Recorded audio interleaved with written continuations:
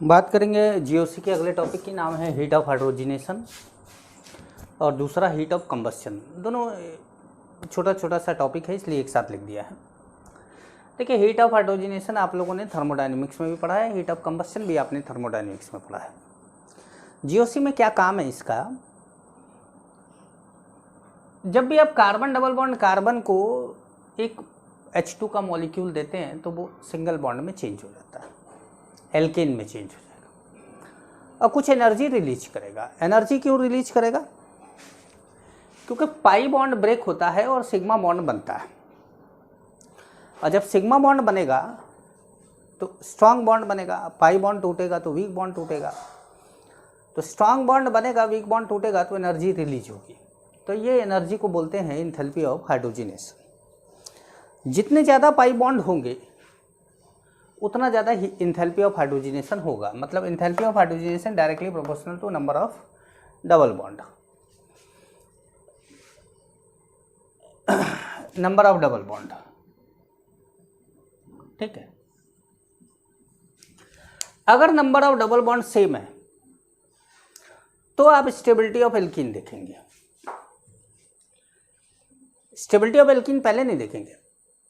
Stability of alkene तब देखेंगे जब डबल बॉन्ड के नंबर सेम हो जाए। जैसे मान लीजिए किसी में 3 डबल बॉन्ड है, किसी में 2 डबल बॉन्ड है, किसी में 1 डबल बॉन्ड है, तो पहले 3 वाले को लाओ, फिर 2 वाले को लाओ, फिर 1 वाले को लाओ। मान लीजिए आपको 4 ऐसे कंपाउंड मिलते हैं जिसमें सब में 1-1 डबल बॉन्ड है। फिर आप देखिए जो सबसे कम स्टेबल है उसकी एंथैल्पी ऑफ हाइड्रोजिनेशन ज़्यादा, जो ज़्यादा स्टेबल है उसकी एंथैल्पी ऑफ हाइड्रोजिनेशन क्या होगी? कम होगी। मैंने आप लोगों को एल्कीन की स्टेबिलिटी में ये बताया है पिछली क्लास में। हीट ऑफ कंबस्शन बिल्कुल उसी की तरह है। यहाँ पर जैसे डबल बॉन्ड था, यहाँ पर क्या है? कार्बन है। CXHY को हमने जला दिया, X + Y/4 O2 लगेगा यहाँ पर, XCO2 Y/2 H2O, और हीट कुछ रिलीज होगी जिसको बोलेंगे हम एंथैल्पी ऑफ कंबस्शन। अच्छा, इसमें जितने कार्बन होंगे, जितने ज़्यादा कार्बन होंगे एंथैल्पी ऑफ कंबस्शन उतना ही ज़्यादा होगा। जैसे आप जानते हैं कि हमारा जो कॉपी का पेज है वो सेलुलोज का बना है। अब अगर आप एक पेज जलाते हैं तो कुछ आग निकलेगी, 2 पेज जलाते हैं तो आग थोड़ी ज़्यादा होगी, 3 पेज ज़्यादा होगी, पूरी कॉपी जला दी तो ज़्यादा होगी। क्या सर, हम तो किताब पढ़ने लिखने से हमें मतलब नहीं है, इसलिए हमारे बगल में के एक बुक स्टोर था, हमने बुक स्टोर ही जला दी, एंथैल्पी और ज़्यादा रिलीज हुई। तो नंबर ऑफ कार्बन जितने ज़्यादा थे एंथैल्पी ऑफ कंबस्शन उतना ही ज़्यादा था।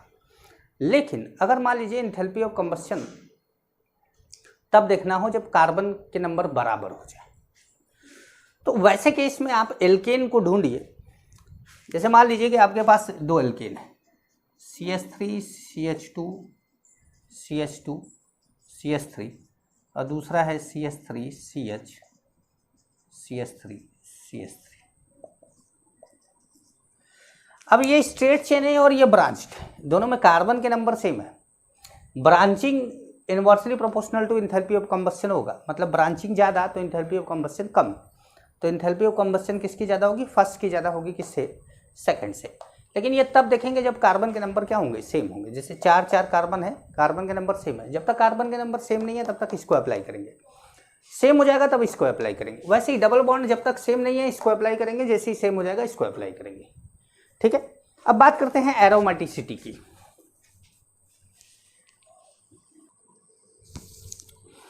देखिए, अब बात करते हैं एरोमेटिसिटी की। एरोमेटिसिटी क्या है?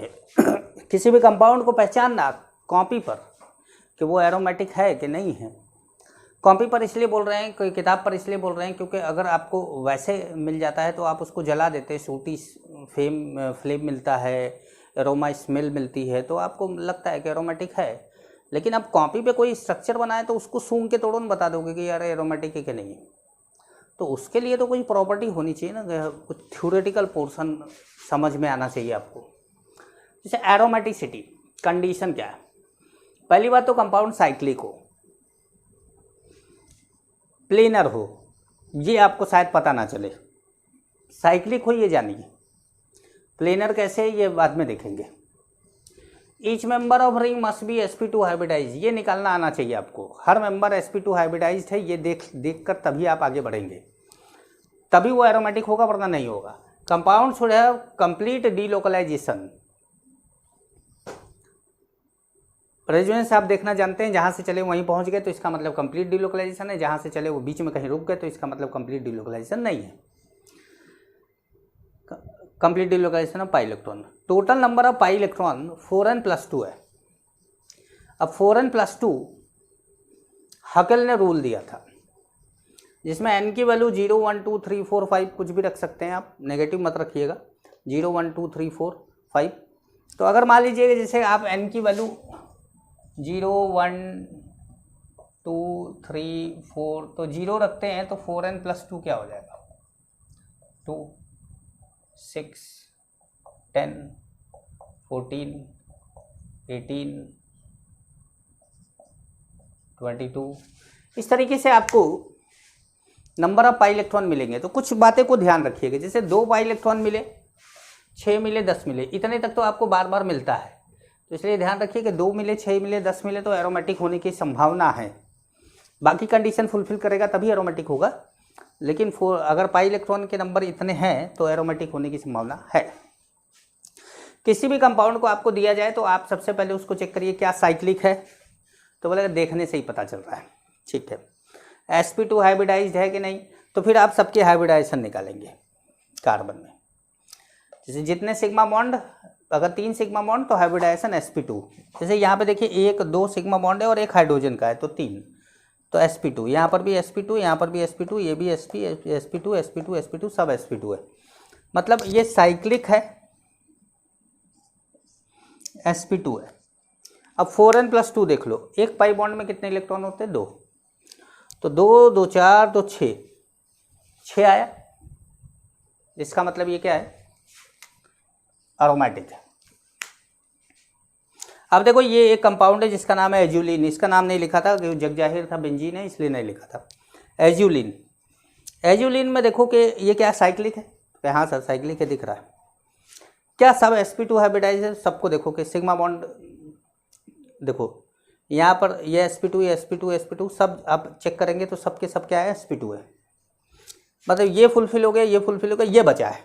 अब गिनते 2 2 4 2 6 2 8 2 10 आ गया। इसका मतलब ये क्या है? एरोमेटिक है। अब ये एरोमेटिक तो है, लेकिन एक साथ एरोमेटिक तो है ये, लेकिन कुछ खास बात है इसके अंदर जो आपको याद करना है। It is a blue colour liquid which has dipole moment.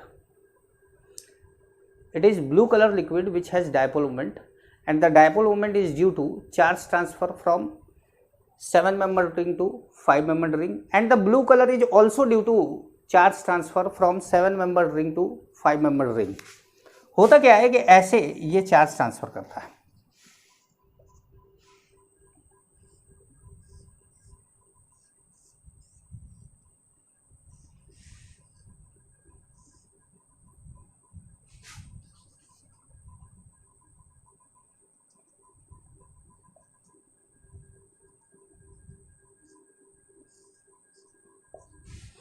जब ये ट्रांसफर करता है तो ये जो एरो इधर जा रहा है इसका मतलब इस पे नेगेटिव जा रहा है, तो यहाँ नेगेटिव घूमने लगता है, और ये पीछे क्या रहता है? पॉजिटिव, तो इस पे पॉजिटिव घूमने लगता है। तो डायपोल मोमेंट हमेशा 7-member रिंग से 5-member रिंग की ओर होती है। ये क्या होता है? ब्लू कलर्ड होता है।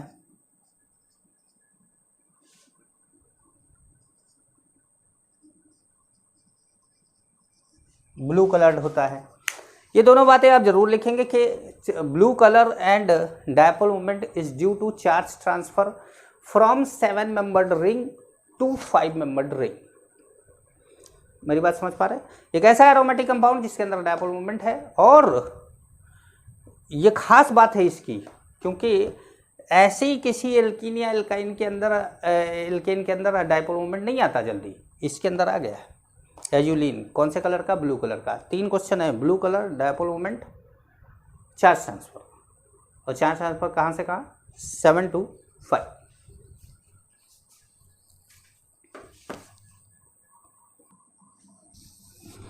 आइए देखिए कौन से कंपाउंड एरोमेटिक हैं, कौन से नहीं हैं। क्वेश्चन दिया गया है कि आपको एरोमेटिक कंपाउंड आइडेंटिफाई करना है।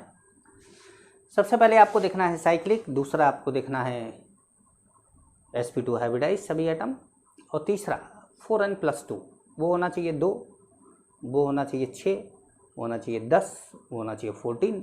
ये ध्यान रखिएगा।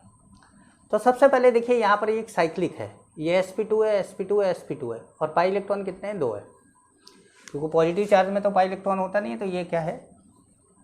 एरोमेटिक है।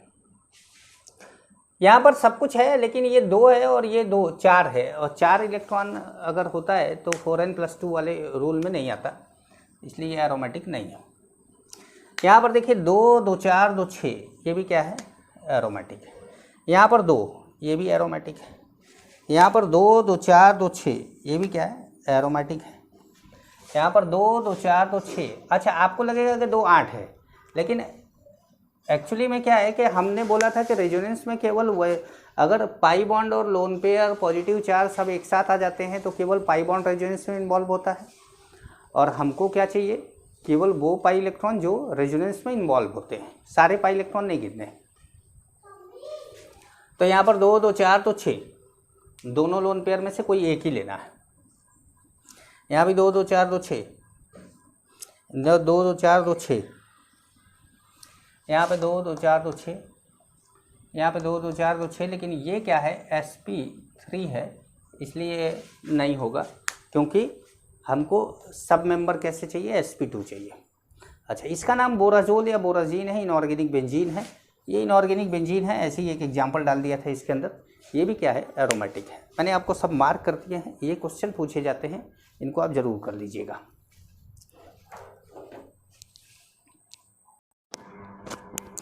देखिए, एरोमेटिक के बाद बात करते हैं एंटी एरोमेटिक की।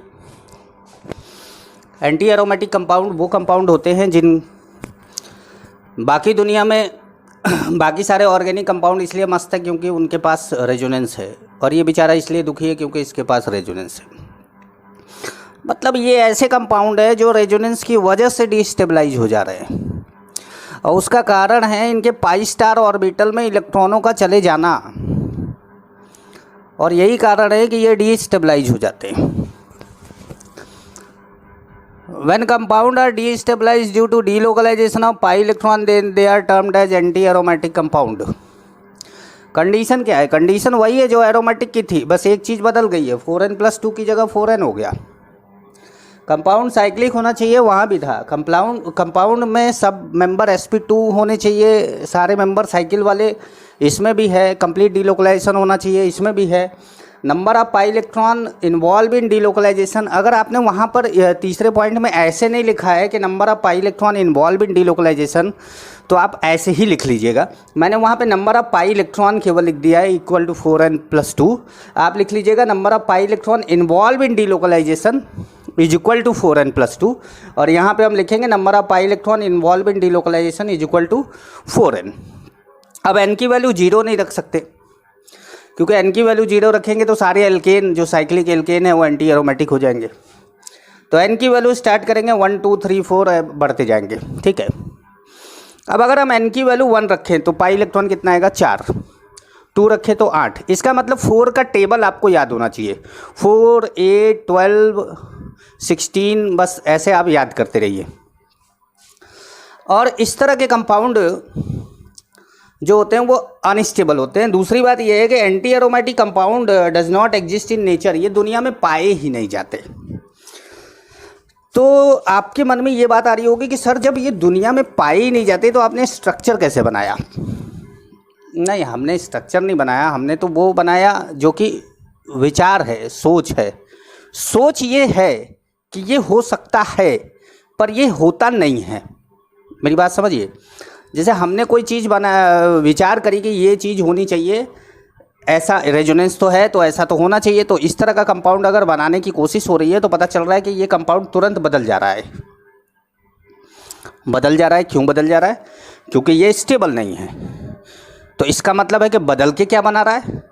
बदल के कुछ ऐसा बना रहा है जिससे कि वो स्टेबल हो जाए। तो कहने का मतलब ये है कि एंटी एरोमेटिक कंपाउंड अपने आप को कुछ ऐसा कर लेते हैं ताकि वो एंटी एरोमेटिक ना रह जाए और स्टेबल हो जाए।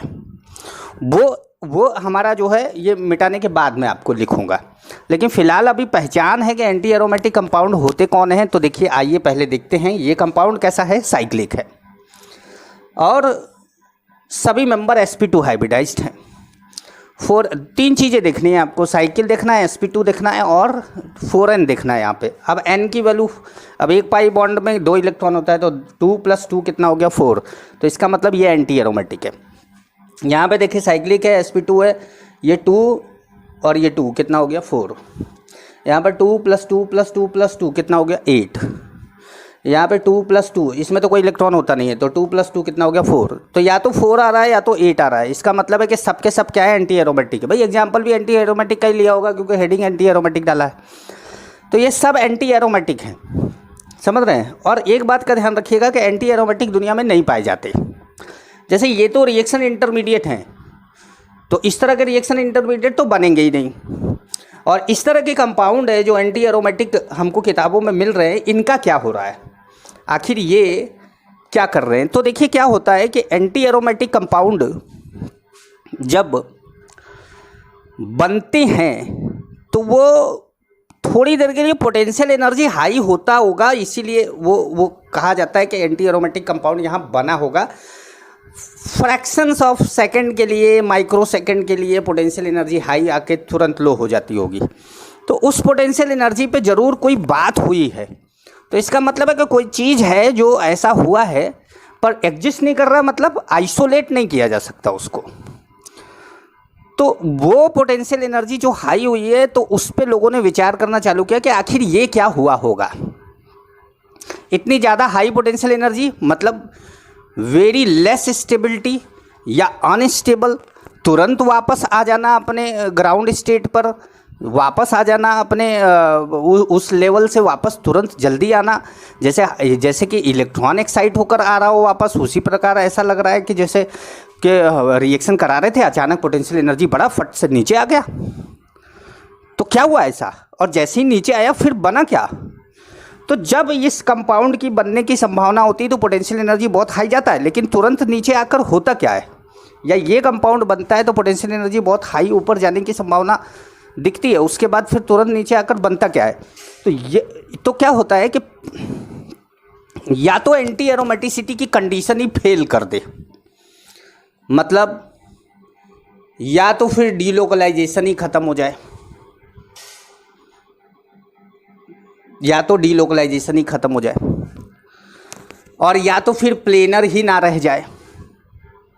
मतलब दो कंडीशन, दो चीज़ें ऐसी हैं जिससे एंटी एरोमेटिक अपने आप को नॉन एरोमेटिक बना सकता है। मतलब ऐसा भी नहीं है कि एरोमेटिक बना लेगा, ऐसा भी नहीं है कि बिल्कुल भूखे मर रहा था और मुकेश अंबानी बन गया, नहीं। हाँ, थोड़ा अपने आप को स्टेबल कर सकता है।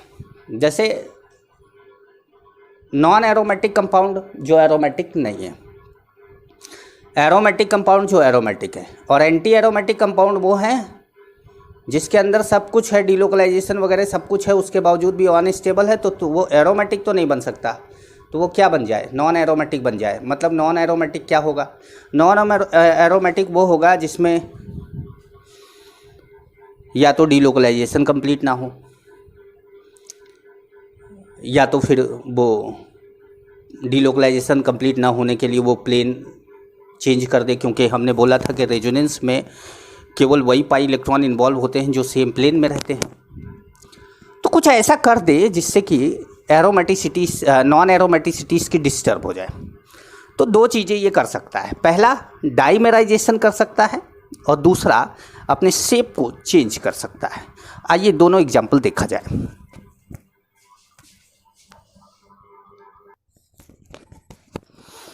अब देखिए मैंने दो एग्जाम्पल लिए हैं टू अवॉइड एंटी एरोमेटिसिटी। पहला ये हमारा एंटी एरोमेटिक कंपाउंड था, अभी मैंने थोड़ी देर पहले बात करी थी। इसने क्या करा, डाइमेराइजेशन कर लिया। डाइमेराइजेशन से क्या हुआ कि दो मॉलिक्यूल मिलके, जैसे ये दो मॉलिक्यूल मिलके एक मॉलिक्यूल बना दिया। कैसे बनाया होगा देखिए, ये बॉन्ड टूटा, यहाँ पे नेगेटिव यहाँ पे पॉजिटिव, ये बॉन्ड टूटा, यहाँ नेगेटिव यहाँ पॉजिटिव, ये नेगेटिव ये पॉजिटिव क्या करे, बॉन्ड बनाए, ये बॉन्ड बना, और ये नेगेटिव ये पॉजिटिव बॉन्ड बनाए, ये बॉन्ड बना। यहाँ से डबल गायब हो गया, यहाँ से डबल गायब हो गया, यहाँ सिंगल बॉन्ड रह गया, यहाँ सिंगल बॉन्ड रह गया, सिंगल बॉन्ड है, सिंगल बॉन्ड है, ये double bond double bond double bond double bond. अब आप देखिए तो ये कार्बन कैसा हो गया, sp3, ये भी sp3 तो अब sp3 कार्बन होने के कारण इतने इस डबल बॉन्ड से इस डबल बॉन्ड के बीच में कोई डीलोकलाइजेशन नहीं रहेगी। जब डीलोकलाइजेशन नहीं रहेगी तो क्या हो गया, एरोमेटिक मतलब एंटी एरोमेटिक नहीं रह गया, एंटी एरोमेटिक नहीं रह गया। अच्छा एरोमेटिक ये है नहीं, क्योंकि एरोमेटिक के लिए भी साइक्लिक होना चाहिए, 4n+2 होना चाहिए और कंप्लीट सभी sp2 होने चाहिए, तो वो एरोमेटिक है नहीं, एंटी एरोमेटिक नहीं है। तो अब क्या बन गया, ये नॉन एरोमेटिक। वैसे ही जब इसको किया गया तो इसने क्या करा कि ये साइक्लिक था, प्लेनर था, 4n रूल फॉलो कर रहा था, sp2 था। इसने प्लेनर से क्या करा, अपने आप को ऐसे टब शेप्ड बना लिया, जैसे टब शेप्ड समझते हैं ना आप लोग, जो जिसमें वो घुस के नहाते हैं लोग, हम लोग तो ऐसे ही नहा लेते हैं, तो ये टब शेप्ड है। अब इसमें क्या है कि अब टब तो प्लेनर तो होता नहीं है, तो इस पाई बॉन्ड का इस पाई बॉन्ड के साथ या इस पाई बॉन्ड का इस पाई बॉन्ड के साथ डीलोकलाइजेशन नहीं होगा। क्यों? क्योंकि पाई बॉन्ड का या पाई इलेक्ट्रॉन का डीलोकलाइजेशन तभी होता है जब वो सेम प्लेन में होते हैं। तो यहाँ डीलोकलाइजेशन नहीं होगा, डीलोकलाइजेशन नहीं होगा तो जब डीलोकलाइजेशन ही नहीं होगा तो एंटी एरोमेटिक होगा कैसे? क्योंकि एंटी एरोमेटिक तो बात ही कह रहे थे कि राइज ड्यू टू डीलोकलाइजेशन। तो ये अब इसके अंदर इलेक्ट्रॉन भले 4n है, लेकिन डीलोकलाइजेशन ना होने के कारण ये क्या हो गया, नॉन एरोमेटिक हो गया, क्योंकि ये नॉन प्लेनर है, टब शेप्ड है। तो याद रखिएगा ये टब शेप्ड कंपाउंड बनाता है जो कि नॉन एरोमेटिक है, ये डाइमर बनाता है जो नॉन एरोमेटिक है। समझ में? तो ये जो नहीं दुनिया में नहीं पाए जाना चाहते थे, तुरंत पोटेंशियल एनर्जी हाई हुआ था, वापस जो लो हुआ वो इनकी वजह से हुआ, ये बन गए, तुरंत ये बन गए, तो तुरंत वापस लो हो गया। तो अगर आपसे कोई बोले कि भाई सबसे ज्यादा स्टेबल कौन है, तो आप बोलिए सबसे ज्यादा स्टेबल तो एरोमेटिक है। क्या उससे कम? तो बोलो नॉन एरोमेटिक है। और सबसे कम एंटी एरोमेटिक है। समझ गए? तो ये एंटी एरोमेटिक है। मैं इस को जो है aromatic and non aromatic, anti aromatic मैंने आपको सब समझाया। अब आपको आपके सामने जब क्वेश्चन आएगा तो आपको आसान क्वेश्चन तो ये पूछा जाता है कि which of the following is aromatic या नॉन एरोमेटिक या एंटी एरोमेटिक, या कभी कभी क्या है स्टेबिलिटी का ऑर्डर कंपेयर कर देता है। तो जब स्टेबिलिटी कंपेयर करेगा तो कार्बोकेटायन की करेगा, कार्बेनाइन की करेगा, तो वो अभी हमारा टॉपिक है। अभी हम इस पे बात करेंगे कि कार्बोकेटायन की स्टेबिलिटी क्या है, कार्बेनाइन की स्टेबिलिटी क्या है। अभी हमने केवल बात करी है एरोमेटिक कैसे पहचाना जाए, एंटी एरोमेटिक कैसे पहचाना जाए, और नॉन एरोमेटिक कैसे पहचाना जाए। नॉन एरोमेटिक वो है जो जिसमें या तो कोई मेंबर sp3 हो, या तो प्लेन चेंज हो, या तो कंप्लीट डीलोकलाइजेशन ना हो। ठीक है, तो वो क्या है, नॉन एरोमेटिक है। अब मैं इस वीडियो के अंदर मैंने एरोमेटिक और एंटी एरोमेटिक ही केवल मैं रहने देता हूँ, क्योंकि कोई चीज़ और घुसाऊंगा तो ख़त्म तो होगा नहीं। तो इस वीडियो को यहीं ख़त्म करके अगले वीडियो से बात करते हैं, अगले वीडियो पर आते हैं।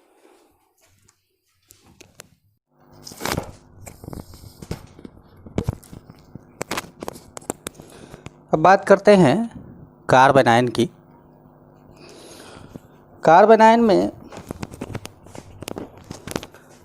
आप लोगों को अभी तक मैंने आप लोगों को बेसिक स्ट्रेंथ पढ़ाया है। अब कार्बेनाइन, कार्बोकेटायन एंड फ्री रेडिकल तीनों चीज़ें मुझे पढ़ानी है। मैं आप लोगों को कार्बोकेटायन का रीअरेंजमेंट भी यहीं पढ़ा दूंगा और न्यूक्लियोफिलिसिटी वर्सेस बेसिसिटी का आइडिया भी यहाँ पर दे दूंगा आपको, ताकि आपको किसी प्रकार की दिक्कत ना हो। तो आइए पहले कार्बेनाइन देखा जाए। कार्बेनाइन क्या होता है कि जब कोई ग्रुप कार्बन से जुड़ा हो और बॉन्ड हेटेरोलिटिक फ्यूजन के बाद दोनों इलेक्ट्रॉन कार्बन के पास पहुंच जाए, तो ऐसी स्पीशीज को कार्बेनाइन कहते हैं। कार्बेनाइन इलेक्ट्रॉन रिच होता है, एक न्यूक्लियोफाइल होता है। अगर carbon negative charge besides negative charge अगर 3 सिंगल बॉन्ड बनाता है तो वो sp3 हाइब्रिडाइज्ड होगा और स्ट्रक्चर उसका पिरामिडल होगा। अगर नेगेटिव चार्ज के अलावा वो एक पाई बॉन्ड और 2 सिग्मा बॉन्ड बनाता है तो वो sp2 हाइब्रिडाइज्ड होगा, बेंट होगा। और अगर वो एक सिग्मा बॉन्ड 2 पाई बॉन्ड बनाता है और एक नेगेटिव चार्ज रहता है तो sp और लीनियर होगा। स्टेबिलिटी ऑफ कार्बन आयन आपको देखना है तो मैंने आपको इस तरह का ऑर्डर पहले भी बताया है। हमेशा क्या करना है आपको, देखिए हमेशा ही जब आपको इलेक्ट्रॉन डेंसिटी घटाने की बात आएगी, डिक्रीज करने की बात आएगी तो आप यही फॉलो करेंगे, और जब इंक्रीज करने की बात आएगी तो इसका उल्टा कर देंगे। तो अभी तो आपको क्या करना है, डिक्रीज करना है, तो आपने ये फॉलो कर लिया। जैसे मैंने कुछ क्वेश्चन दिए हैं, arrange the following in decreasing order of stability. तो अब देखिए ये कार्बन आयन क्या चाहता है, अपने नेगेटिव चार्ज के बर्डन को कम करना, मतलब अपनी स्टेबिलिटी को बढ़ाना। नेगेटिव चार्ज के बर्डन को कम करके स्टेबिलिटी को बढ़ाएगा। कोई अगर इसके नेगेटिव चार्ज को खींच ले तो इसकी स्टेबिलिटी बढ़ जाएगी, और कोई अगर इसके नेगेटिव चार्ज पर और इलेक्ट्रॉन बढ़ा दे तो इसकी स्टेबिलिटी घट जाएगी। तो अब ये तीनों प्लस आई लगाएंगे और इस पर इलेक्ट्रॉन बढ़ाएंगे। यहाँ 2 प्लस आई लगाएंगे और यहाँ 1 प्लस आई लगाएगा, यहाँ कोई प्लस आई नहीं लगाएगा। तो जितना ज़्यादा प्लस आई इस पर लगेगा स्टेबिलिटी इसकी उतनी ही कम होती जाएगी। तो सबसे ज़्यादा स्टेबिलिटी होगी 4 की, फिर 3 की, फिर 2 की, तब 1 की। ठीक है, अब यहाँ देखिए, यहाँ पर ये ग्रुप क्या लगा रहा है, -R। ये भी क्या लगा रहा है, -R। आपको लगेगा कि सर आपने बोला था कि -I डोमिनेटिंग है और ऐसा कुछ, लेकिन मैंने आप लोगों को रेजोनेंस की कंडीशन भी तो बताई है कि अगर नेगेटिव चार्ज और वैकेंट डी ऑर्बिटल अगल बगल आ जाए तो वहाँ रेजोनेंस होगा। तो यहाँ रेजोनेंस होगा तो ये -R लगाएगा, और ये क्या लगाएगा भाई, इसके पास तो वैकेंट ऑर्बिटल नहीं है तो ये -I लगाएगा। अब इन दोनों में इसका -R ज़्यादा अच्छा है, तो इसलिए सबसे ज़्यादा स्टेबल 1 होगा, फिर 2 होगा, तब 3 होगा। ठीक है, अब यहाँ देखिए ये क्या लगा रहा है, +I। भाई ये क्या लगाएगा, +I। यहाँ पर क्या है, रेजोनेंस, और ये क्या लगा रहा है, -I। ये +I है रेजोनेंस, ये -I। तो resonance is dominated over hyper conjugation and inductive effect.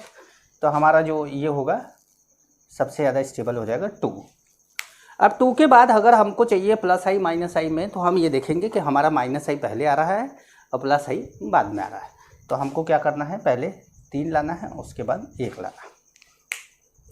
यहाँ पे देखिए, यहाँ पर क्या है, रेजोनेंस से डीलोकलाइज होगा। अच्छा, यहाँ पर क्या होगा, ये नेगेटिव चार्ज इस Cl और इस Cl तीनों पे डीलोकलाइज होगा, और यहाँ पर ये तीनों +I से इसकी इलेक्ट्रॉन डेंसिटी बढ़ाएंगे, स्टेबिलिटी घटाएंगे। तो ये तो लीस्ट स्टेबल हो गया।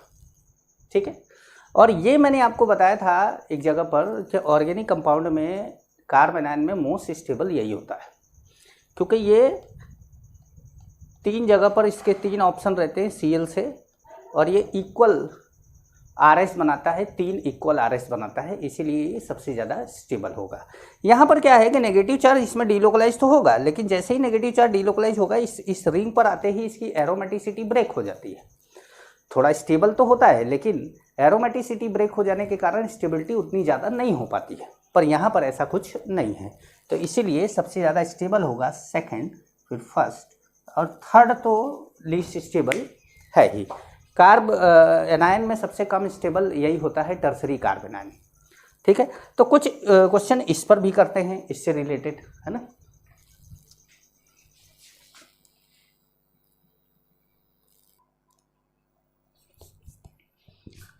अब देखिए क्वेश्चन दिया है, arrange the following in decreasing order of stability, और ये कंपाउंड है हमारे पास।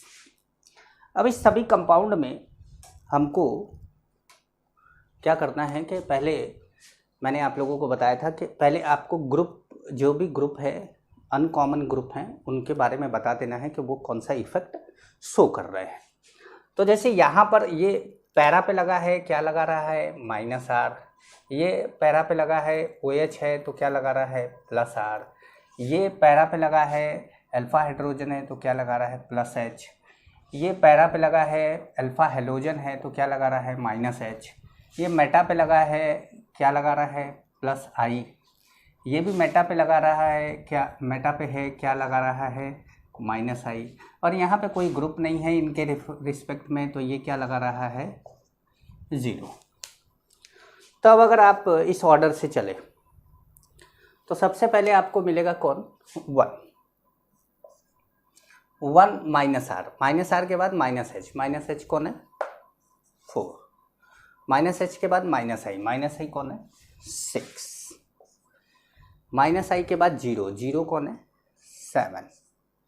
7 के बाद प्लस आई कौन है 5, प्लस आई के बाद प्लस एच कहाँ है 3, प्लस एच के बाद प्लस आर कहाँ है 2। तो देखा आपने, अगर आपको केवल ये याद हो तो आप सारा क्वेश्चन कर लेंगे। मैं आपको एक जगह पर इसको लिखकर एक जगह पे बता दूंगा कि ये कहाँ पे यूज होता है और इसका उल्टा वाला कहाँ पे यूज होता है। ठीक है, तो मैं एक ऑर्डर लिख देता हूँ कार्बन आयन की स्टेबिलिटी का, ये ध्यान रखिएगा। CCl3 माइनस मोस्ट स्टेबल है, उसके बाद बेंजाइलिक, फिर एलाइल, फिर CH3 माइनस, फिर प्राइमरी, फिर सेकेंडरी, फिर टर्सरी कार्बन आयन। ये ऑर्डर है स्टेबिलिटी का।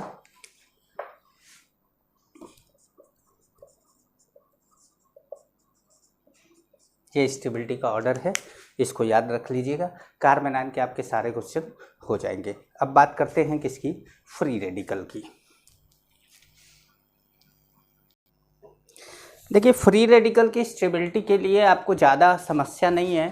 फ्री रेडिकल की स्टेबिलिटी में जहाँ रेजोनेंस है वो रेजोनेंस को सबसे आगे कर दो, और उसके बाद आपको ये देखना है कि कितने अल्फ़ा हाइड्रोजन है। मैंने R इसलिए लगाया है क्योंकि अगर मैं CH3 लगा देता तो आप उसको रट्टा मार लेते, तो आप 9 अल्फ़ा हाइड्रोजन रट्टा मार लेते। मैं ऐसा नहीं क्या चाह रहा हूँ, मैं ये चाह रहा हूँ कि आप अगर यहाँ ये वाली कंडीशन जब देख रहे हो तो आप केवल ये देखें कि अल्फ़ा हाइड्रोजन किस में ज़्यादा है। जिसमें जितना ज़्यादा अल्फ़ा हाइड्रोजन होगा उसकी स्टेबिलिटी उतनी ही ज़्यादा होगी, ये हमेशा ध्यान रखिएगा। ठीक है, मेरी बात समझ में आ रही है आप लोगों को। अब हम लोग बात करते हैं, मेन जो हमारा टॉपिक है इसके अंदर वो है कार्बोकैटायन, और कार्बोकैटायन की स्टेबिलिटी, कार्बोकैटायन का रीअरेंजमेंट। दोनों चीज़ें हम लोगों को बहुत डिटेल में पढ़ना है। देखिए, अब बात करते हैं कार्बोकैटायन की। कार्बोकैटायन या इसका नाम है कार्बोनियम आयन। अगर हम कार्बोकैटायन के हाइब्रिडाइजेशन की बात करें तो अगर 3 सिंगल बॉन्ड है कार्बोकैटायन में, कार्बन पर 3, भाई चौथा बॉन्ड तो टूट गया ना, तभी तो कार्बोकैटायन बना। 3 बॉन्ड है तो sp2 हाइब्रिडाइज है, ट्रायंगुलर प्लेनर है। अगर 2 सिंगल बॉन्ड है, मतलब 2 सिग्मा बॉन्ड है, एक पाई बॉन्ड है, तो वो sp है, लीनियर है। अच्छा, अगर एक सिग्मा बॉन्ड है तो ये बड़ी खास बात है कि ये भी sp है और इसके sp में एक sp सिग्मा बॉन्ड बना रहा है और एक sp वैकेंट ऑर्बिटल है। ये बहुत इंपॉर्टेंट बात है। आप जानते हैं कि एक बेंजाइन जब बनता है, बेंजाइन, तो कई लोग क्या करते हैं, इसको इस वाले को sp बोल देते हैं, लेकिन ये sp ना होकर sp2 होता है। उसका रीजन है एक वैकेंट यहाँ का और एक फील्ड यहाँ का, sp2 वैकेंट और sp2 फील्ड ओवरलैप करके ये बनता है। तो इसलिए ध्यान रखिएगा कि जब बेंजीन के ऊपर कार्बोकैटायन बनेगा, जिसको फिनाइलिक कार्बोकैटायन बोलते हैं, तो फिनाइलिक कार्बोकैटायन का जो हाइब्रिडाइजेशन है वो sp2 है, 1 2 3। अब इसको हम लोन पेयर तो मान नहीं सकते, लेकिन ये जानिए कि ये लोन पेयर नहीं है, लेकिन ये sp2 वैकेंट ऑर्बिटल है, sp2 वैकेंट ऑर्बिटल है। इसलिए हमेशा ध्यान रखिएगा, कभी कभी इसका हाइब्रिडाइजेशन पूछता है, बच्चा sp बोल देता है। sp हमेशा लीनियर होता है और ये तो क्या बेंट है। तो अगर लीनियर नहीं है तो sp हो ही नहीं सकता, जैसे ये भी लीनियर नहीं है तो वो sp कभी नहीं हो सकता। अच्छा, कार्बोकैटायन की स्टेबिलिटी से पहले कुछ जानिए कि कुछ स्पेशल कार्बोकैटायन होते हैं। जैसे बैक बॉन्डिंग कुछ कार्बोकैटायन में होता है। बैक बॉन्डिंग हुआ, हमने एक तरह का रेजोनेंस ही मान रखा है, क्योंकि हम लोगों ने बोला था कि पॉजिटिव चार्ज और लोन पेयर के बीच में रेजोनेंस है, लेकिन ये क्या है, एक तरह का बैक बॉन्डिंग है। यहाँ पर अगर आप देखें तो ये क्या कर रहा है कि लोन पेयर देकर इस समय सबका ऑक्टेट पूरा है और ऐसी सिचुएशन हाईली स्टेबल मानी जाती है। तो ये एक स्पेशल टाइप का कार्बोकेटायन बनता है, ये स्पेशल टाइप का कार्बोकेटायन है जो स्टेबल हो जाता है। मतलब also known as back bonding dominating over other kind of resonance. बाकी तरह के रेजोनेंस में से ये डोमिनेट करता है। जैसे मान लीजिए कि आपके पास है CH2 प्लस है, तो अब यहाँ क्या है कि रेजोनेंस की वजह से पॉजिटिव चार्ज डिलोकलाइज होगा, लेकिन पॉजिटिव चार्ज चाहे यहाँ रहे चाहे यहाँ रहे, ऑक्टेट नहीं पूरा होगा, पर इसके अंदर ऑक्टेट पूरा हो जाता है, इसलिए ये बाकी कार्बोकेटायन से ज़्यादा डोमिनेटिंग हो जाता है। ऐसा नहीं कह रहा हूँ कि इनसे मतलब बाकी जनरल से, ये तीनों तो स्पेशल है ही, अब इन तीनों की तो बात हम करेंगे ही। तो हम एक एक करके आपको बताते हैं कि पहले आपको एरोमेटिक कुछ बताते हैं, फिर कुछ जो है CPM के बारे में बात करते हैं।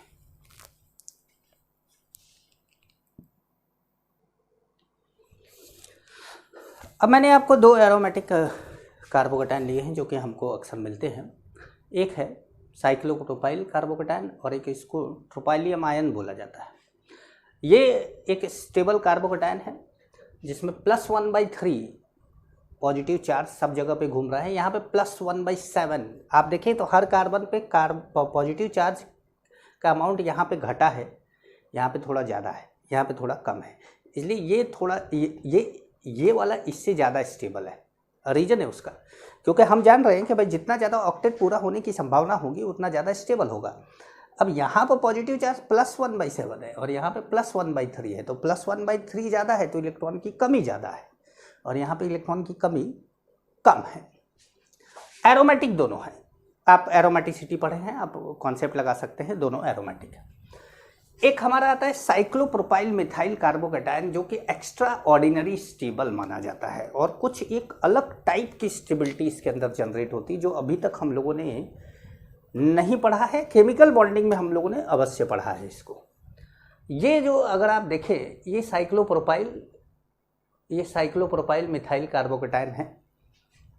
साइक्लोप्रोपेन रिंग इसमें क्या होता है, बेंट होता है and reaches to vacant p orbital. इसके पास वैकेंट p ऑर्बिटल है, p orbital of CH2 plus and form a 3 centred 2 electron bond. 3 centred 2 electron bond बनाना बॉन्ड आप लोगों ने B2H6 में देखा होगा।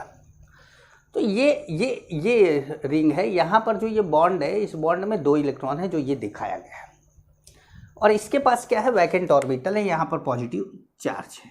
ठीक है, अब ये क्या होता है कि ये बेंट हो रहा है धीरे धीरे। ये पहले ऐसे था, फिर थोड़ा बेंट करके दिखाया, फिर थोड़ा और एकदम मिला दिया इसको। ये ऑर्बिटल और ये ऑर्बिटल क्या करते हैं, आपस में ओवरलैप करते हैं। अब देखिए टोटल जो एटम और कितने एटम के ऑर्बिटल है, एक इसका है, एक इसका है, एक इसका है, मतलब ये कितना है, 3 सेंटर है। कार्बन नहीं है, 3 सेंटर है। वो मतलब हर जगह के लिए बोला जाता है। अब यहाँ तो 3 कार्बन आप बोल देंगे, लेकिन हर जगह के लिए नहीं बोलेंगे ना, वो बोरॉन के लिए तो आप कार्बन नहीं बोलेंगे। तो ये 3 सेंटर है और इलेक्ट्रॉन इसमें कितना है, केवल 2 ही।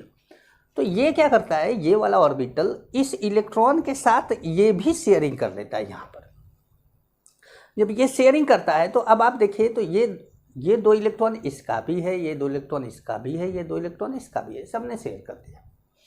तो जब सबने शेयर कर लिया तो एक तरीके से देखा जाए तो मोमेंटरली सबका ऑक्टेट कंप्लीट हो जा रहा है और जब मोमेंटरली सबका ऑक्टेट कंप्लीट हो जा रहा है तो स्टेबिलिटी क्या हो जा रही है, बहुत ज़्यादा हो जा रही है। तो इसीलिए ये एक्स्ट्रा ऑर्डिनरी स्टेबल माना जाता है, एक्स्ट्रा ऑर्डिनरी स्टेबल। ठीक है, आमतौर पे देखा जाता है कि रेजोनेंस जो होता है वो डोमिनेटिंग होता है हाइपर कंजुगेशन पे। आमतौर पे रेजोनेंस डोमिनेटिंग होता है हाइपर कंजुगेशन पे, पर एक एक्सेप्शन भी आप याद रखिएगा। अगर आपको 9 अल्फा हाइड्रोजन वाला मिल जाए कार्बोकेटायन तो वो बेंजाइलिक कार्बोकेटायन से ज्यादा स्टेबल होगा जो कि रेजोनेंस स्टेबलाइज्ड है। ये वाला इससे ज़्यादा स्टेबल है, जबकि आमतौर पे ये वाला ज़्यादा स्टेबल होना चाहिए इससे, पर ये एक्सेप्शन है, ध्यान रखिएगा। 9 अल्फा हाइड्रोजन वाला ही केवल 9 3 + 3 + 3 9 अल्फा हाइड्रोजन वाला, 8 7 वाला नहीं। 9 अल्फा हाइड्रोजन अगर होता है तो वो इससे ज़्यादा स्टेबल हो जाएगा, इस बात का ध्यान रखेंगे। और मैं आपको एक ऑर्डर बताता हूँ कार्बोकेटायन की स्टेबिलिटी का।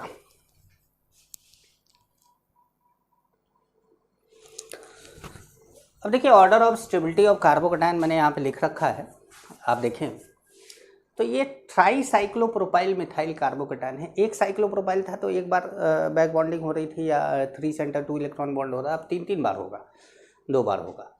एरोमेटिक है, 3 बेंजीन रिंग के साथ डीलोकलाइज होगा, 2 बेंजीन रिंग के साथ डीलोकलाइज होगा, 1 बेंजीन रिंग के साथ डीलोकलाइज होगा। लेकिन इसको मैंने बोला एक्सेप्शन है, ये एक्सेप्शनली आगे आ गया। फिर ये है, फिर एलाइलिक है, ये बेंजाइलिक है, एलाइलिक है, और ये टर्सरी है।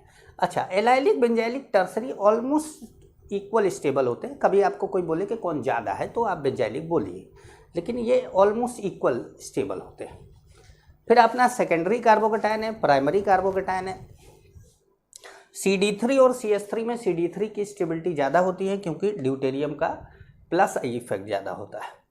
फिर तो ये धीरे धीरे स्टेबिलिटी इनकी कम होती जा रही है क्योंकि इलेक्ट्रोनेगेटिविटी इस कार्बन की बढ़ती जा रही है। जैसे ये sp जो हाइब्रिडाइज्ड है, ये भी sp2 हाइब्रिडाइज्ड है, ये भी sp2 हाइब्रिडाइज्ड है, और ये आप जान ही रहे हैं कि स्टेबिलिटी धीरे धीरे क्या sp ये सब में स्टेबिलिटी क्या होती जा रही है, घटती जा रही है। मेन जो हमारा टॉपिक है वो यहाँ से लेके यहाँ तक का है। मेन आपको बार बार रीअरेंजमेंट में ज़रूरत पड़ेगी। ये तो आपको तब ज़रूरत पड़ेगी जब आपको स्पेशली पूछ ही दिया जाए कि कौन ज़्यादा स्टेबल है, तो आप ये ऑर्डर। अच्छा, कई कार्बोकैटायन ऐसे भी होंगे जैसे आपको लग रहा होगा कि सर आपने CPM साइक्लोप्रोपाइल मिथाइल इसमें नहीं डाला, या आपने इसको नहीं डाला। देखो बेटा, मैंने कुछ नहीं डाला इसमें, मैंने वो लिखा है जो एक्सपेरिमेंटली डेटा के साथ मुझे मिला है। जैसे मैं ज़बरदस्ती किसी चीज़ को नहीं घुसा सकता जब तक मुझे उसकी पोटेंशियल एनर्जी के बारे में पता ना हो।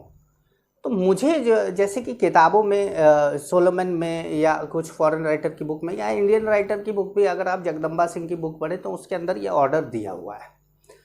पर उन लोगों ने भी इन सब चीज़ों से बचा है कि भाई ये सब चीज़ें घुसाकर, उनके पास भी पोटेंशियल एनर्जी का डेटा नहीं था तो वो ऑर्डर नहीं दे पाए। तो मैंने आपको वो ऑर्डर दिया है जिसका डेटा है। हाँ, ये वाला जो है इससे ज़्यादा स्टेबल है, इससे ज़्यादा स्टेबल है। तो इसका मतलब है कि ये वाला स्टेबल है, इन लोगों से ज़्यादा स्टेबल है। पर अब इनमें से किससे ज़्यादा स्टेबल है, कम स्टेबल है, नहीं बता सकते, इसलिए नहीं रखा है। ठीक है, अब मैं आपको कुछ क्वेश्चन करा देता हूं कार्बोकैटायन पे।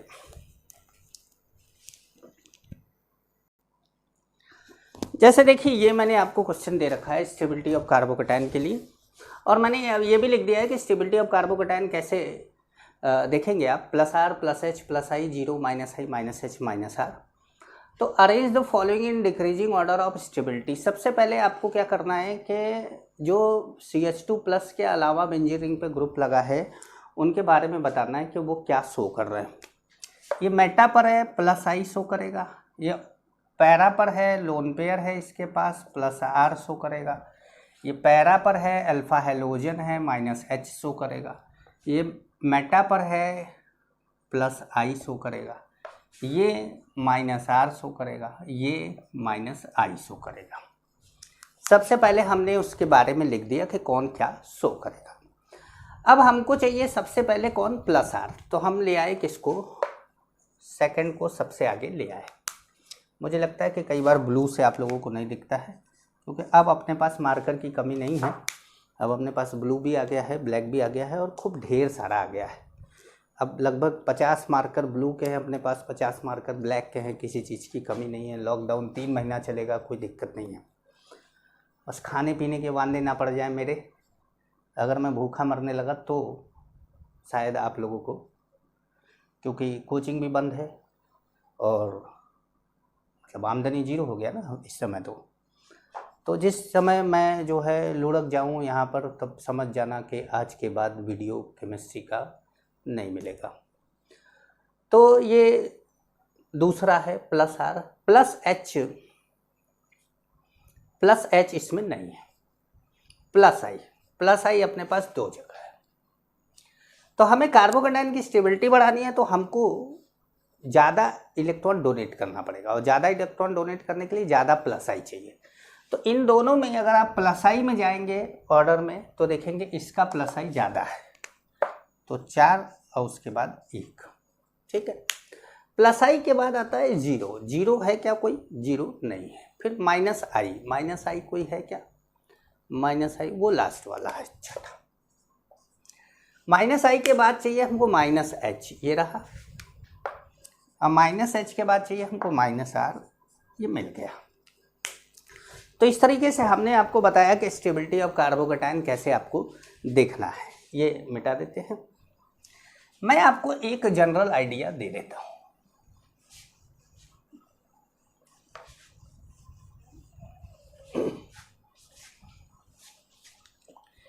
ये आप कब देखिए, ये आप देखिए carbocation stability, free radical stability,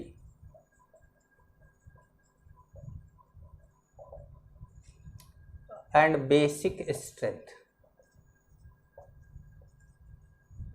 इन तीनों में आप यही देखिए। अच्छा, minus R minus H minus I 0 plus I plus H plus R, ये कब देखेंगे? ये आप देखिए एसिडिक स्ट्रेंथ में, और आप देखिए स्टेबिलिटी ऑफ कार्ब एनायन में। कार्बोकैटायन को ये भी जानते रहिएगा कि कार्बोनियम आयन भी इसको बोला जाता है। ठीक है, अब हम बात करते हैं किसकी? रीअरेंजमेंट ऑफ कार्बोकैटायन की, क्योंकि ज़रूरत आपको उसी की है।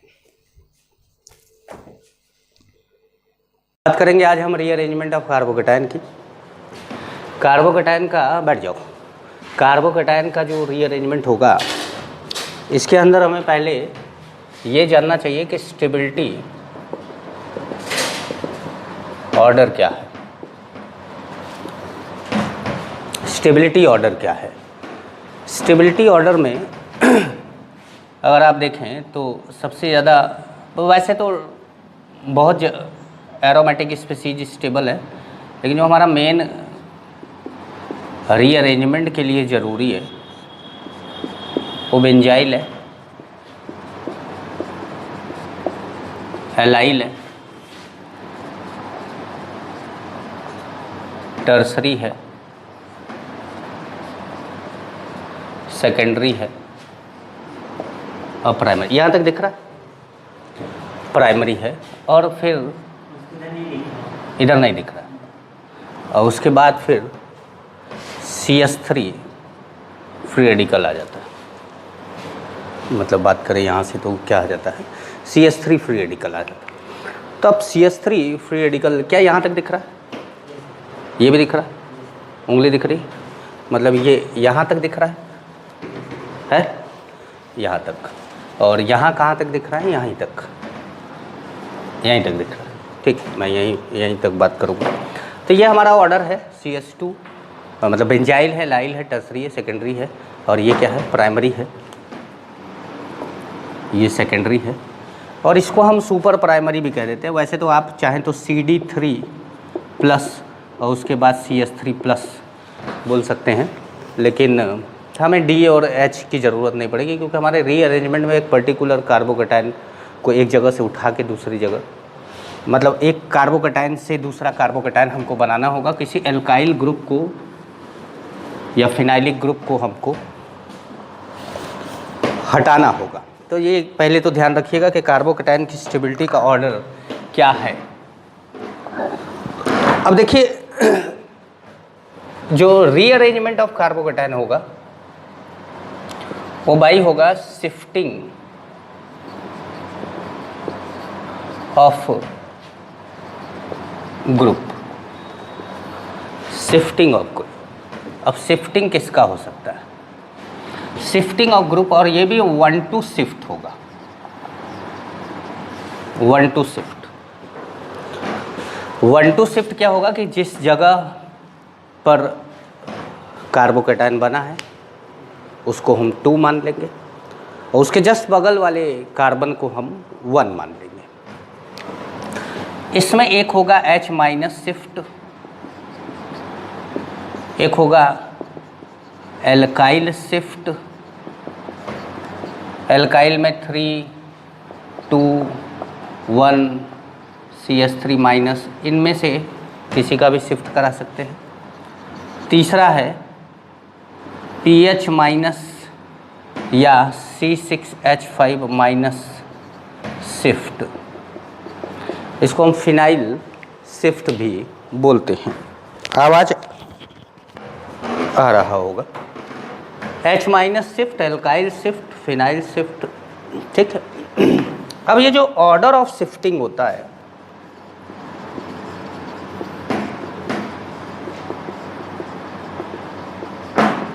ये होता है H minus, PH minus, tertiary, secondary, primary, CH3 minus, ये शिफ्टिंग का ऑर्डर है। अच्छा, शिफ्टिंग जो होगा वो directly proportional two electron density of group के। जिस भी ग्रुप को आप शिफ्ट करा रहे हैं, जैसे ये ऑर्डर आप याद कर लीजिए, ये इलेक्ट्रॉन डेंसिटी का ही ऑर्डर है, लेकिन आप कभी कभी मान लीजिए कि इनमें से यही पीएच वाले ही 2-3 मिल जाए आपको। बेंजीन रिंग पर कभी CH3 लगा हो, कोई NO2 लगा हो, अलग अलग ग्रुप लगा हो, तब आप उस समय ये ध्यान देंगे कि इलेक्ट्रॉन डेंसिटी जिस ग्रुप की ज़्यादा होगी वो पहले शिफ्ट होगा, और जिसकी कम होगी उसकी शिफ्टिंग बाद में होगी या नहीं होगी। तो शिफ्टिंग ऑफ इलेक्ट्रॉन मतलब शिफ्टिंग डायरेक्टली प्रोपोर्शनल टू किसके है, इलेक्ट्रॉन डेंसिटी के। ये याद रखिएगा, H minus shift, BH minus shift, tertiary, secondary, primary और मिथाइल शिफ्ट। अब लाते हैं एक कार्बोकेटाइन, CH3, CH2, CH2। जैसे मान लीजिए कि आपके पास Br है और आप यहाँ पर एक्वस NaOH डाल देते हैं। इस रिएक्शन के अंदर क्या होगा कि Br टूटेगा, बनाएगा CH3, CH2, CH2 प्लस, ठीक है। OH का अटैक होगा। OH के अटैक से पहले ये देखा जाएगा कि क्या ये कार्बोकेटाइन स्टेबल है। तो अभी हमने स्टेबिलिटी का ऑर्डर जो बताया था उसमें प्राइमरी सेकेंडरी से कम स्टेबल था, और हम ये देख रहे हैं कि अगर पॉजिटिव चार्ज यहाँ बच जाए तो ये सेकेंडरी बन जाएगा, दूसरे कार्बन पे आ जाएगा। यहाँ से हम H माइनस को यहाँ ले जा सकते हैं। अब हमारा ये हो गया 1 और ये हो गया 2, इसीलिए हम क्या बोल रहे थे 1-2 शिफ्ट, जिस पे कार्बोकेटाइन उसको 2 बोल दिया। जहाँ से हटाया बगल वाले से ही हटाएंगे, इधर से इधर से इधर से कहीं से भी बगल से ही हटाएंगे। ग्रुप हटाएंगे, H माइनस हटा सकते हैं, CH3 माइनस हटा सकते हैं, बेंजीन रिंग हटा सकते हैं, कोई और एल्काइल ग्रुप हटा सकते हैं। बस ये ध्यान रखिएगा कि उस जो एल्काइल ग्रुप या जो भी ग्रुप आप हटाएंगे उस पर माइनस आएगा, और जहाँ से हटाएंगे उस पर प्लस आएगा, और जिस पर ले जाएंगे वो न्यूट्रल हो जाएगा।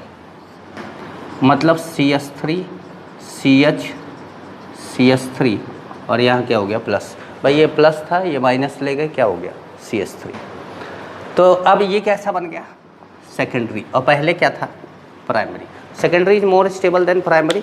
अब यहाँ पर क्या होगा कि OH माइनस का, ये NaOH की OH माइनस का अटैक होगा।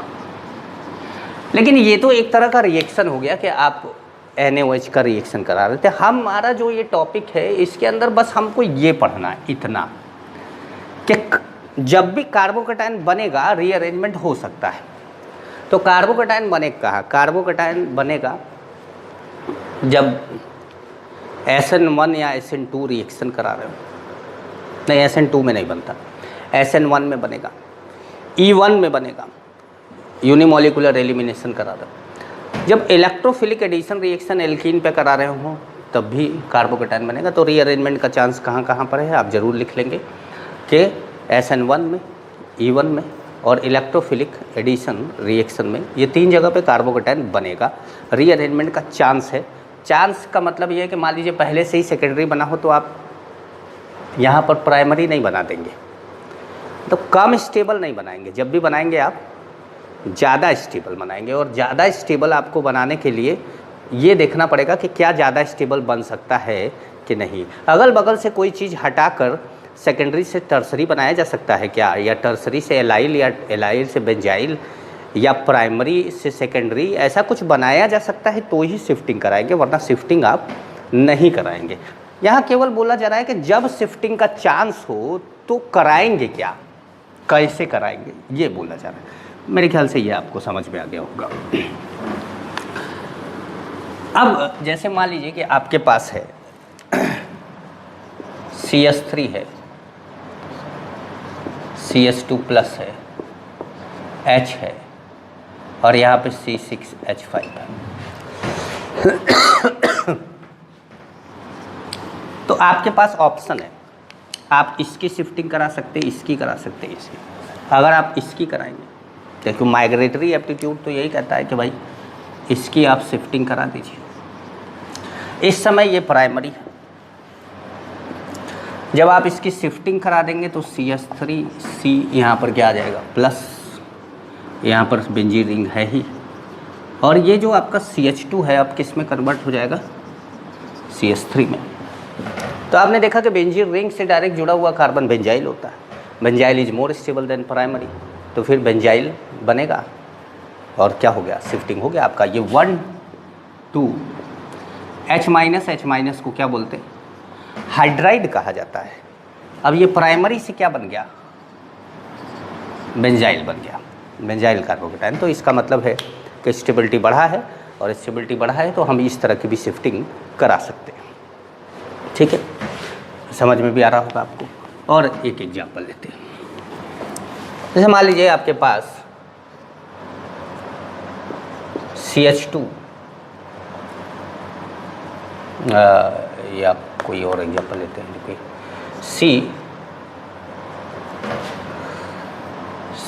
बेंजीन रिंग ले लिया हमने, एक और बेंजीन रिंग बना दिया, और एक और बेंजीन रिंग बना दिया, और यहाँ पे बना दिया CH2 प्लस, यहाँ पे लगा दिया NO2, यहाँ पे लगा दिया CH3, और इसको छोड़ दिया ऐसे। अब हम देखेंगे कि इन तीनों रिंग में सबसे ज़्यादा, भाई तीनों बेंजाइल, तीनों फिनाइलिक ग्रुप हो गए। अब तीनों फिनाइलिक ग्रुप हो गए तो फिर शिफ्टिंग उस ऑर्डर से चलेंगे, आपके इलेक्ट्रॉन डेंसिटी किस पे ज़्यादा है। तो आप देखेंगे कि ये CH3 क्या लगाएगा, इलेक्ट्रॉन डेंसिटी बढ़ाएगा, NO2 क्या करेगा, इलेक्ट्रॉन डेंसिटी घटाएगा। इस पर ना घटेगा ना बढ़ेगा, यहाँ पर सबसे कम है और यहाँ पर इलेक्ट्रॉन डेंसिटी सबसे ज़्यादा है, तो ये वाला बॉन्ड टूटेगा और ये जाकर शिफ्ट होगा। इस कार्बन से इस कार्बन पे गया, अभी भी 1 2 ही है। तो जब आप इसको शिफ्ट कराएंगे तो ये CH के ऊपर क्या आ जाएगा, प्लस, मतलब H है ही नहीं, C है, तो यहाँ पर आ जाएगा ऐसे, और ये बनेगा NO2। यहाँ पर बेंजीन रिंग था ही, बेंजीन रिंग बना दिया, ये प्लस लगा दिया, ये CH2, यहाँ पर ग्रुप आया, और ये CH3 हो गया, ये कार्बोकेटाइन बना। तो आप ध्यान रखेंगे कि जब आपको इस तरह के ग्रुप मिलेंगे तो आपको इलेक्ट्रॉन डेंसिटी का ऑर्डर फॉलो करना पड़ेगा। इलेक्ट्रॉन डेंसिटी का ऑर्डर फॉलो करेंगे, कार्बोकेटाइन की स्टेबिलिटी आपको बढ़ानी है, घटानी नहीं। और तो ये समझ में आ रहा होगा आपको। एक और एग्जांपल लेते हैं। जैसे मान लीजिए कि आपके पास एक प्लस, ठीक है भाई, तो आप यहाँ पर क्या कर सकते हैं, ये सेकेंडरी है, इसके बगल वाला कौन है, ये टर्सरी है। यहाँ से H को हटाया जा सकता है, यहाँ से H यहाँ ले जा सकता है। आप बना सकते हैं CH3 प्लस, आपने टर्सरी कार्बोकेटायन बनाया। आप ऐसे ले सकते हैं यहाँ पे। अब ये कैसा था, प्राइमरी था, और ये कैसा था, टर्सरी। ये कैसा है, सेकेंडरी है, क्योंकि इस कार्बन से कितने कार्बन जुड़े हैं, 2। अब इसको भी आप यहाँ ले जा सकते हैं।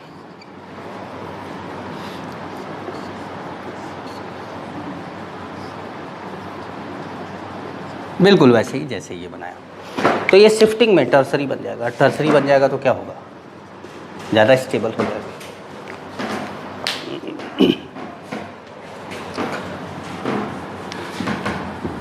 तो इसका मतलब है कि रीअरेंजमेंट जब आपको कराना हो तो शिफ्टिंग कराना होगा। जब शिफ्टिंग कराएंगे तो रीअरेंजमेंट में आपको ज़्यादा स्टेबल कार्बोकेटायन मिल सकता है। मैं ये नहीं बोल रहा हूँ कि हमेशा मिलेगा, मिल सकता है। मैंने जो एग्जांपल लिए उस सब में चांस थे मिलने के, ऐसा नहीं है कि आपको मिलेगा ही मिलेगा।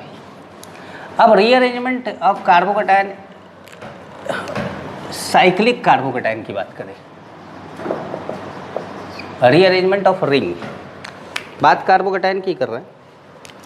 अब इसमें 2 टाइप का होगा, एक होगा रिंग एक्सपेंशन और दूसरा होगा रिंग कंप्रेशन। तो पहले हम रिंग एक्सपेंशन की बात कर लें, कब होगा। C4 से C5 बनाया जा सकता है, C5 से C6 बनाया जा सकता है।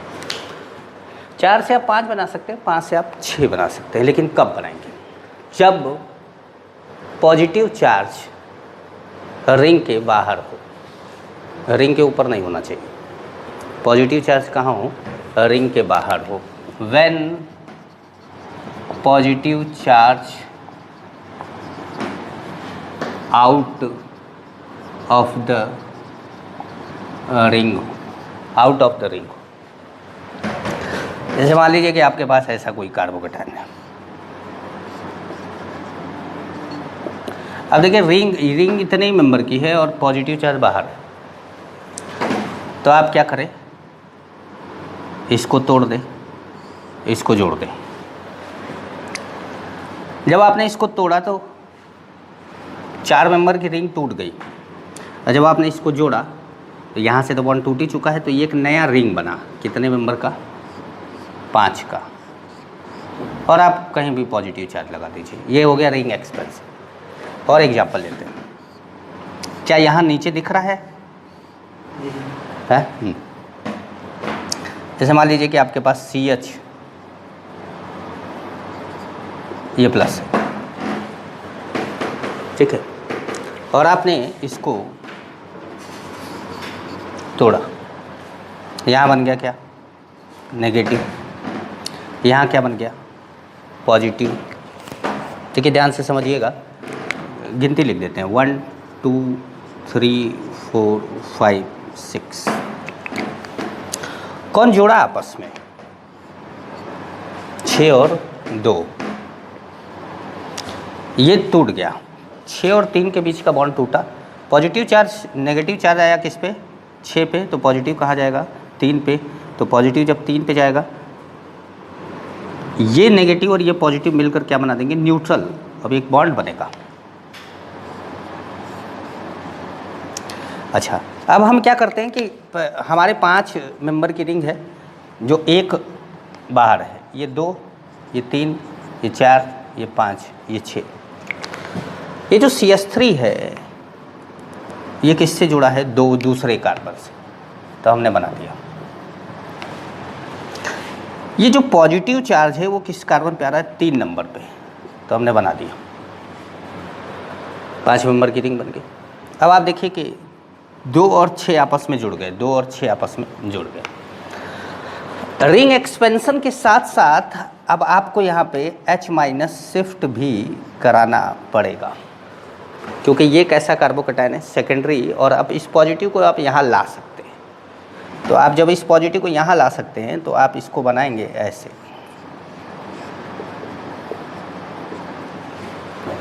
कैसे भाई, यहाँ से आपका H टूट के यहाँ चला जाए, तो पॉजिटिव कहाँ आ जाएगा, 2 पर। अब ये आपका एक स्टेबल कार्बोकेटायन बन गया। समझ पा रहे होंगे आप। आप 5 से 6 को एक बनाया जाए, तो जैसे आपने 4 से 5 को बनाया वैसे ही 5 से 6 को बनाएंगे। जैसे मान लीजिए ये है, जैसे वहाँ बॉन्ड तोड़ रहे थे 4 वाला, वैसे ही यहाँ पे 5 वाला तोड़ेंगे, इसको इधर ले जाएंगे एग्जैक्टली ऐसे। अब कितने मेंबर की रिंग बन गई? 6 मेंबर। पर यही चीज़ अगर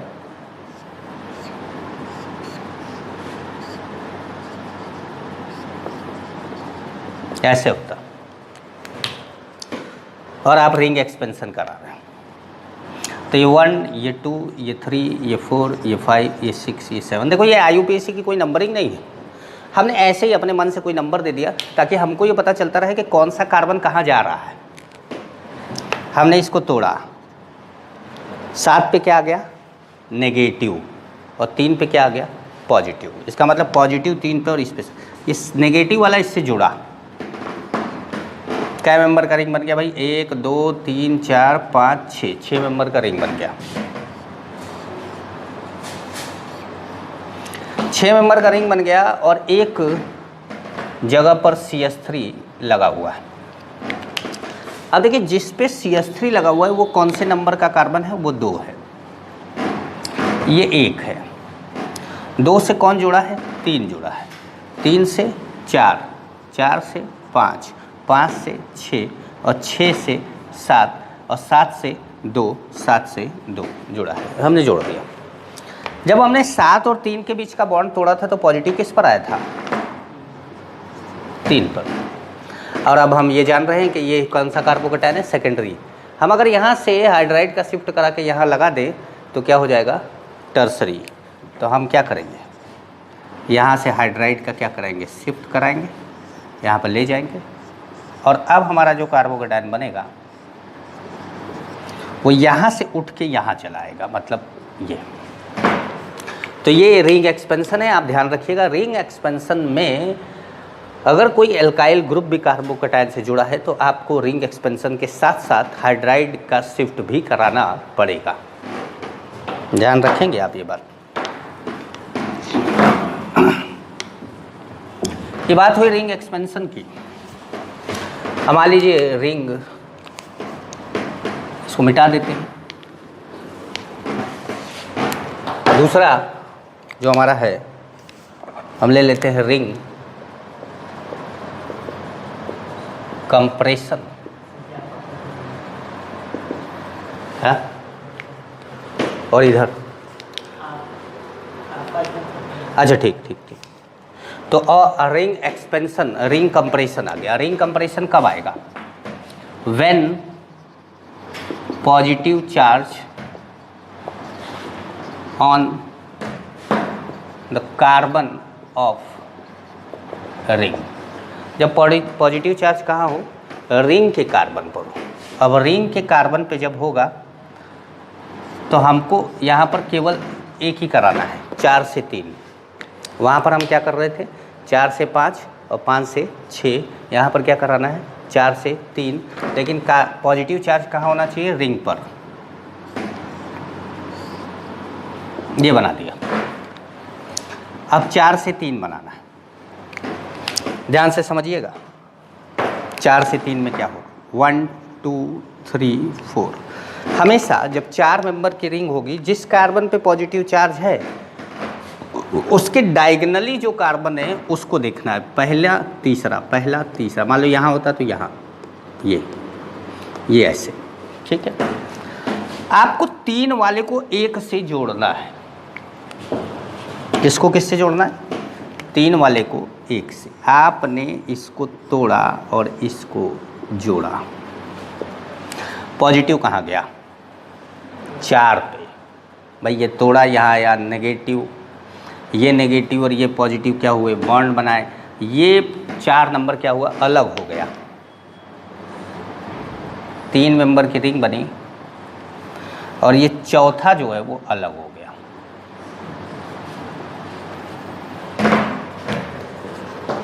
अब हमारा ये है 4 नंबर, ये दोनों आपस में जुड़े हैं। और 4 किससे जुड़ा है? 1 से। मतलब 4 किससे जुड़ा है? 1 से। 1 किससे जुड़ा है?